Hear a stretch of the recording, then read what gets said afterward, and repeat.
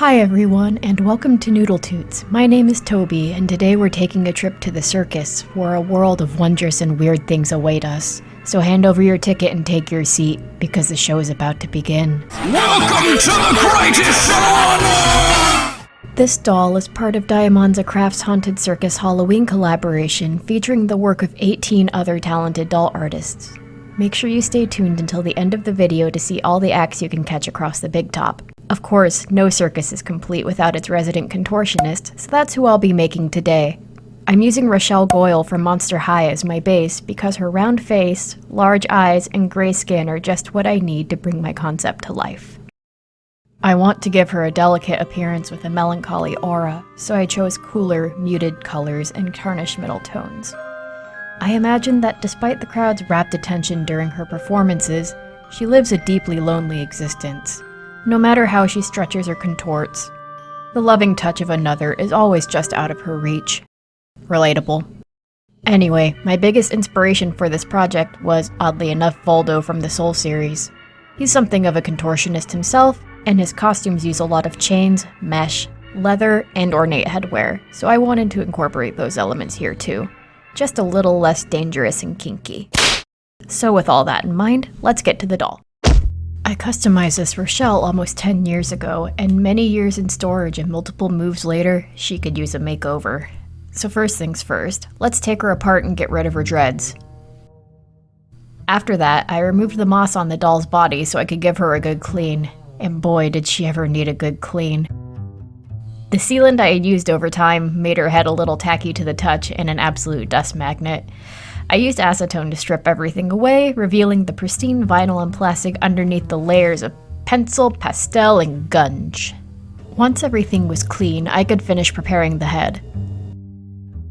With great effort, I softened the head with hot water so I could remove it and access the neck hole to remove the stubble. After my brief victory, I then struggled to remove the obscene amount of glue past Toby apparently put into the doll's head. While I was removing everything, I noticed pink spots on her scalp from the original paint under her hair. Her original factory hair and glue should be long gone since I customized her so long ago. Her original factory hair and glue were not, in fact, all long gone. Good job, Toby. Live and learn, I guess. Now that she's all clean, she's ready for a reroute. I started by painting her scalp blue so it'll match the fibers I'm using. They're nylon fibers from the doll planet in the shade Deja Blue. Aren't they lovely? I'll be honest, it's been a long time since I last rerouted a doll, and my vision is comically bad, so I'll spare you the struggle and just fast forward to the finished reroute. One eternity later. Okay, now that we're done with the reroute, I'm going to set the head aside and start on the outfit. I made the patterns for her leotard and shoes off camera. This fabric is super slippery, which made tracing my pattern pieces fun. Before I started sewing, I fray checked my pattern pieces because this fabric will fray if you look at it. I also glued the hems down to try and keep everything sleek. I realized that my pattern pieces are pretty janky, but this should work out just fine. That, and I can almost certainly cover any weirdness with beads and chains. Surely this hubris won't come back to bite me. Off camera, I used a sharp hobby knife to cut a diamond-shaped panel out of the front piece. I wanted to add a mesh fabric into the newly created ab window, but I didn't have any tulle in the right color. Thankfully, that's where fabric dye came in. 2 sessions in the dye pot later, and my tulle was positively purple. However, this is where my uncommonly good luck ended. After I glued the mesh into the ab window, I pulled the leotard up and held it around the doll as snug as I wanted it. It was then that I realized that if I wanted her leotard to be as form-fitting as possible, a sewn costume probably wasn't the way to go, especially since the fabric I chose has pretty much zero stretch. We can't let her perform naked though, so that means it's time to bust out the sculpting tools. Before I did that, I marked where the ab window needs to go, and glued a small piece of tulle there so I can sculpt around it. I trimmed away the excess and started applying my Milliput. Milliput is a 2-part sculpting medium similar to everyone's favorite epoxy sculpt, but it's more easily obtainable in my neck of the woods. This outfit thankfully didn't require a ton of sculpting, just adding some putty to areas to clearly illustrate what is fabric and what is skin. Of course, I barely managed to capture the sculpting in frame, so that made editing this footage really easy. Good job, Toby. Once the first pass was done, I noticed that the milliput made the border between the leotard and tall panel too bulky, so I removed the ab window until the sculpting was done.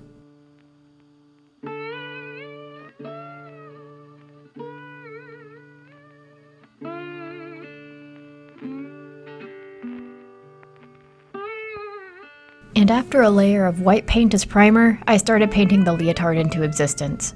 I had some purple acrylic paint that was close to what I needed, but it was still a little too bright for the mood that I wanted. I mixed a little forest green with the purple to mute and darken it, and I liked that shade much better. Many thin layers later, and we have her basic costume. But this is a circus. We don't want basic. Off camera, I added some gold and silver leaf to the ab window to make it prettier and also hide some less than delicate paintwork. I also added a layer of gloss to give her costume a delicious shine. Why did I do that? The bodysuit was beginning to look appropriately glitzy, but it still felt like it was missing something. Never missing an opportunity to be extra, I incorporated more purple tulle into the design and gave her 4 narrow trains cascading from her hips. I added some beads at the top to give the costume a little more flair and to match the headdress she's getting later. And with some chains for added detail, the leotard is finally done. Looking much better. Now it's time for the shoes. Well, not quite. My plan was to use these monster high sandals as platforms for her boots, but after looking at some photos of actual contortionists again, it became increasingly hard to ignore that most of them don't wear shoes. At most, they may wear ballet slippers. So after feeling conflicted about my pattern pieces and woefully non-stretchy fabric for a moment, I decided that my contortionist won't wear shoes either. She won't look complete if her legs and feet are completely bare though, so I added some shiny things to make up for the absence of shoes. At this point, you might be thinking back to my concept art and saying, "Toby, you fool! This doesn't look like your concept art at all!" At which point, you'd be right. However, I don't see my concept sketches as something I need to directly replicate. Much like the Pirate's Code, it's really more of a guideline and not something I need to follow to the smallest detail. I like having a little extra wiggle room on my projects. Makes it more fun. It also gives me a certain amount of flexibility to change things in case something isn't working. Don't get me wrong, sometimes I follow my concepts pretty closely. Other times, like this time, it's more like...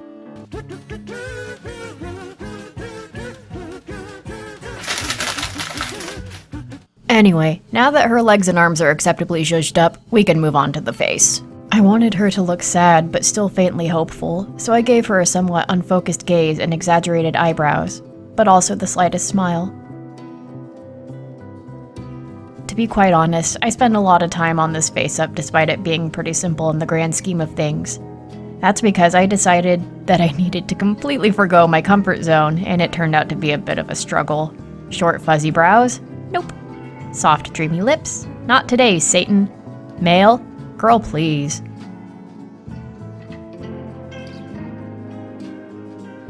After looking at the initial layer, I still wasn't completely ready to seal it. I wasn't happy with how her lips were looking. Ultimately, I decided to give her softer lips instead, which I liked much better. Once I was finally happy with the initial layer, I moved on to making the colors deeper and adding detail to the lips and eyes.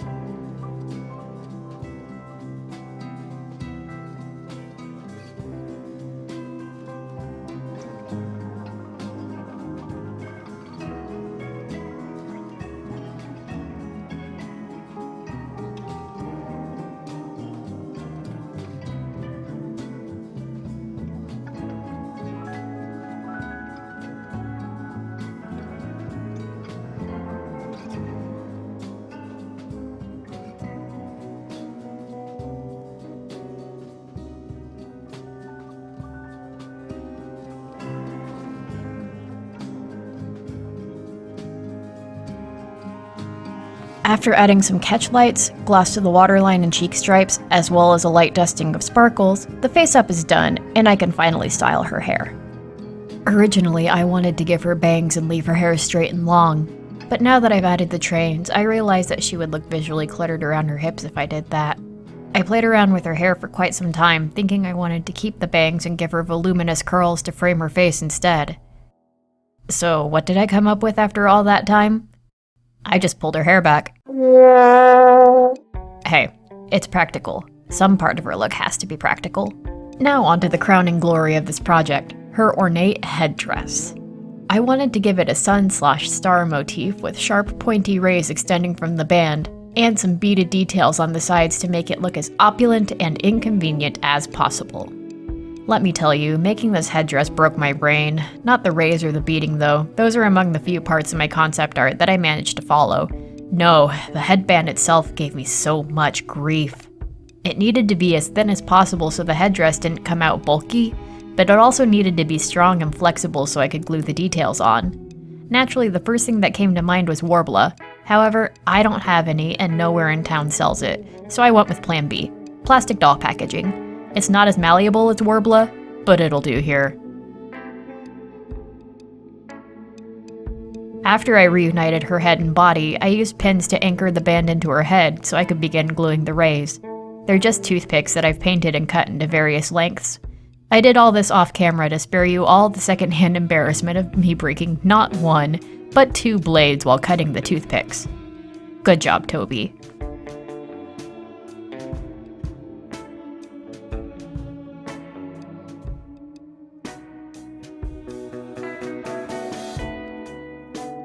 Her forehead was looking a little empty once the headdress was done, so I added some details echoing her leotard to better tie everything together.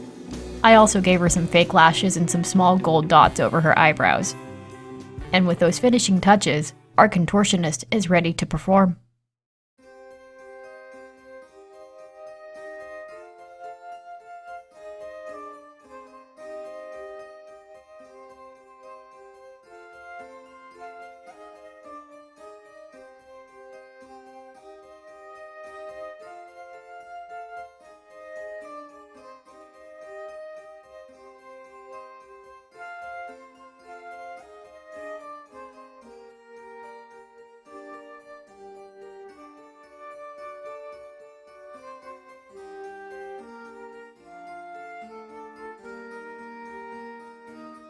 And here's the finished doll. She was a really fun challenge, and while parts of the project didn't go quite according to plan, I'm still pretty pleased with how she turned out, especially the sculpted areas. I hope you like her too. Of course, one contortionist does not a circus make. Why did I write that?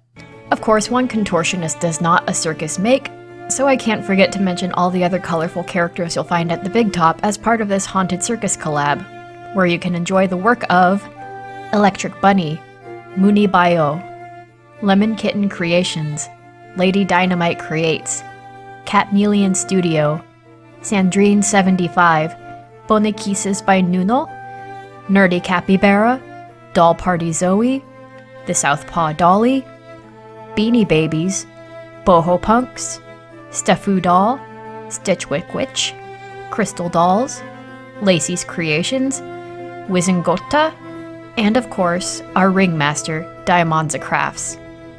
This humongous Halloween collab wouldn't have been possible without the work of all these amazing doll artists, and I'm so glad I got to join in the fun. I've included the links to everyone's dolls in the description box below. Go check them out when you're done here. Maybe leave a like, comment, or subscribe before you do though. Just a thought. Have you ever been to the circus? I've never actually been to the circus. I think watching Dumbo as a kid may have dampened any interest I ever had in going. I think if I wanted to see any sad animals or drunk clowns, I see plenty of those in my hometown already. Anyway, hi buddy. If you like what you saw here, check me out on Instagram. I'm sorry, go ahead and go again. If you liked what you saw here, check me out on Instagram. You'll see more pictures of our girl there, and you'll get sneak peeks of my future projects. You may even see pictures of my pets there. They're real cute. I hope you have a fun, safe, and spooky Halloween, and I'll see you in my next video. Bye!